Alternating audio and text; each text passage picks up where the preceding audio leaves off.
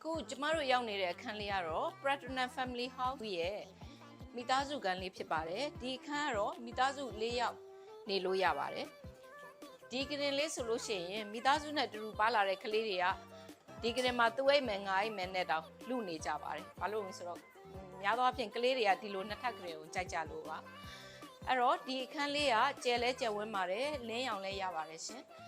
ဒီအခန်းလေးရဲ့တညတဲခိုတဲ့နှုံးသားကတော့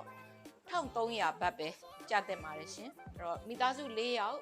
ချောင်းချောင်းကြည့်ကြည့်ကြဲကြဲဝန်းဝန်းနဲ့နေလို့ရပါတယ်ဒီအခန်းမှာဒီလိုအခန်းလေးတွေမှာပေါ့နော်ကျမကဘာကိုကြိုက်လဲဆိုရင်ကျမကဒီမှာ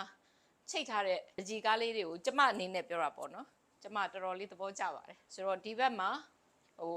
အပြင်ကိုလည်းလေးရှူခြင်းလို့ရှိရင်တကားလေးဖွင့်ပြီးတော့လေးရှူလို့ရပါတယ်အပြင်ငိုလှမ်းပြီးတော့လည်းကြည့်လို့ရပါတယ်ရှင်ဒီခန်းလေးကိုကျမအနေနဲ့တော့တော်တော်ကြိုက်ပါတယ်